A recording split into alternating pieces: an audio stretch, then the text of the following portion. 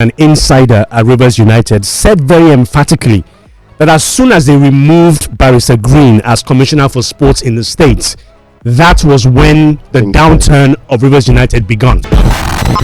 This is Sports Zone on Lagos Talks 91.3. This Rivers United matter. Oh yes.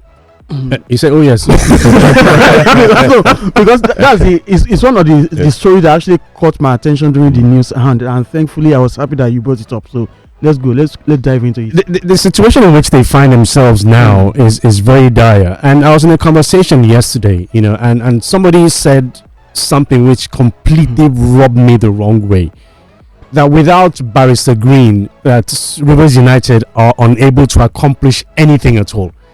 And I thought, how do you make a comment like that? Who talk this thing? I mean, how can you make a comment like? Are you saying, And then he goes on to say that Barrister Green has done a lot to ensure that people come off the racks to take over his position as Commissioner for Sport. By the way, he's no longer Commissioner for Sports in Rivers State. He's not.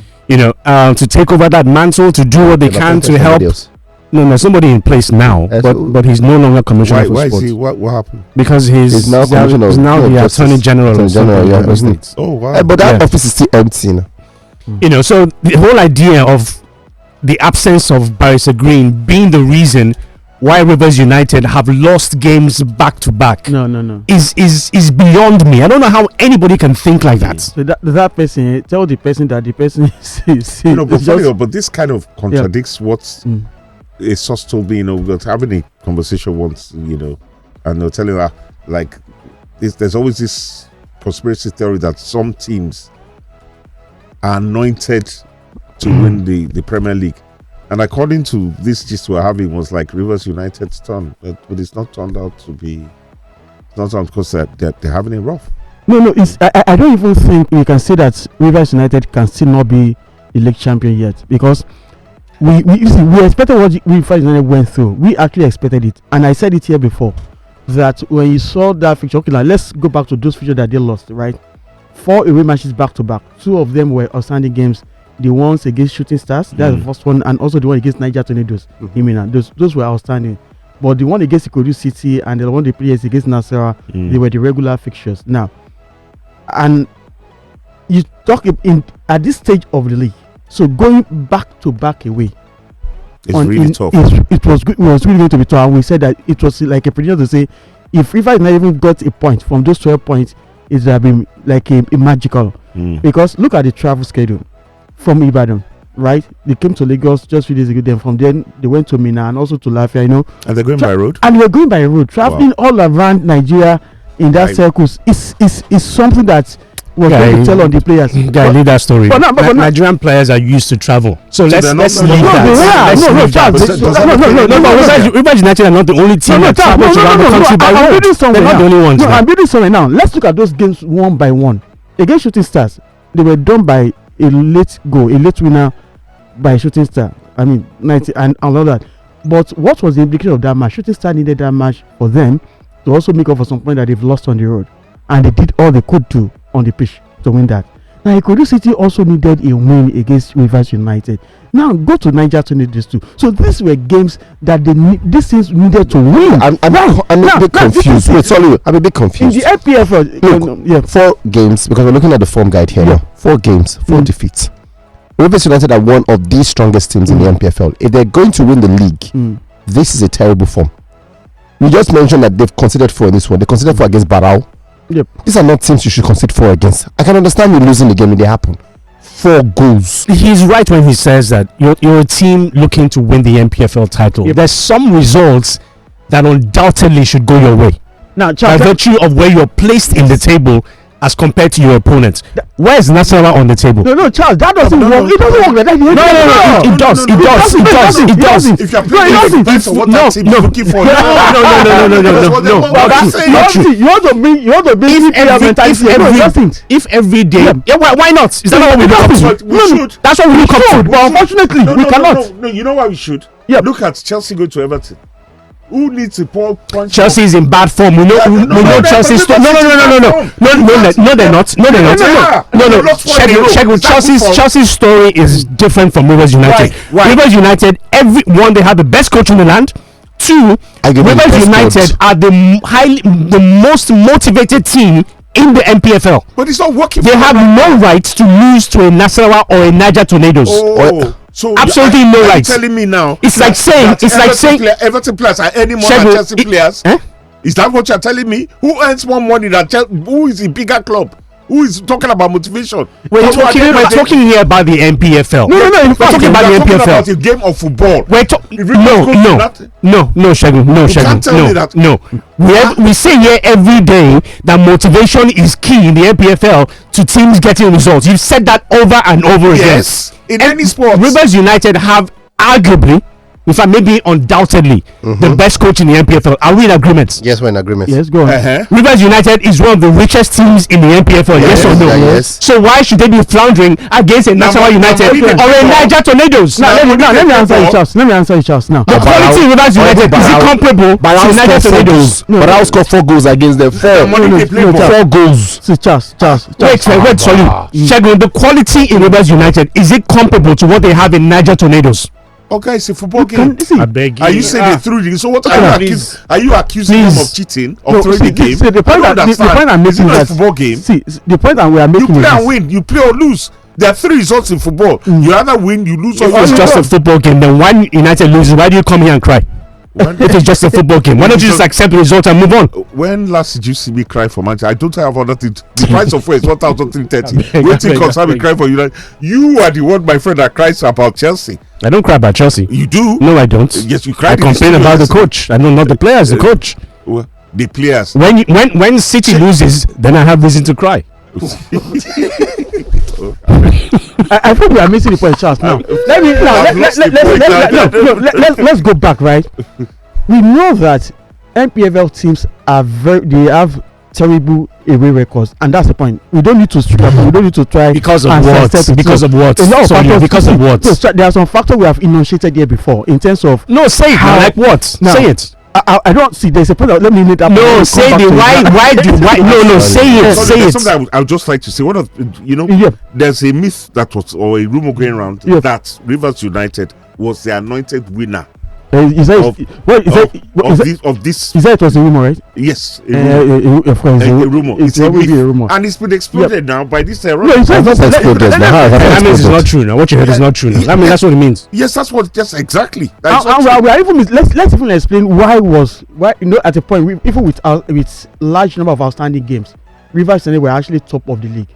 Why were they top of the league? That's the question. Because there was a point they had a good run. Yes, where they won and away. They won away at Plateau United. I think they also won away at Kun Khalifa. I think, right? Yes. And they also got it. So they had that run. 3 points away from on MPFL ground. So why did they lose this ones in our solid? You say you have insight. Why did they lose? Why they lost this one? Background things. What? Number one, a number of factors. Number one, fatigue. That's number one. Number two, you also have fatigue from what? Are they playing the continent? No, fatigue in terms of traveling around, Charles. Are they the only ones that travel? But they travel back to back. That's number one. Number two also is that you're talking about the consequence of losing those matches for your own teams. The consequence of losing those matches. Sorry, I'm really sorry. The proximity of the 4 games. Yeah. Remember, 2 are in a similar location. Ibadan, Lagos. Tornadoes, Mina and Lafia. Yep. They're pretty close. Do you know how difficult it is to travel from Lagos to Mina? No. So the way Solius explained is I said, have you been, for instance, been from Lagos to Mina, and then I've been from Lagos to Abuja. Lagos, so then you got there and you went to go and play a football match. I'm not a professional footballer. And Femi, do you know why I'm making that point? Because we are saying this thing as if Rivers United had out of 12. Sorry. What I'm trying to say is that out of 12, you're not getting the point. The point I'm making is that we're having this conversation as though Rivers United had that impeccable way because they never had it. Nobody do. You don't never. It was just a run. I'm going through their results. It's in front of me. All the results. And the games you meant, that's why I said Kun Khalifa was 1-0. Yep. The other Plateau, it was 2-1. Afterward, I think they played back-to-back games against Rangers. Yep. 1-0, 0-0, right? and their run is not bad. Rangers are their closest rivals right now. Yeah, above them. In fact, above them, sitting on 2 top points. Above them. Remember what I said at the start of this conversation, that this person who is an insider at Rivers United said very emphatically that as soon as they removed Barrister Green as commissioner for sports in the States, that was when the downturn of Rivers United began. So they're implying that they're off the field activities going on. Is that the implication? Yes. I don't know. I'm just telling you word for word what this person has said. But the point now is that Charles, this same Rivers United now, when we come back next weekend on Sunday, they are at home against Kun Khalifa, right? At home they're expected to win, Abi, because it's the they are going to NPFL. win.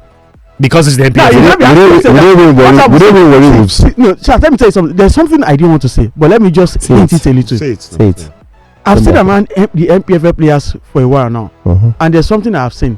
Even there's some mitigating factors in terms to affect their performances on a away ground, in terms of traveling arrangement and all that. Are you afraid to say that?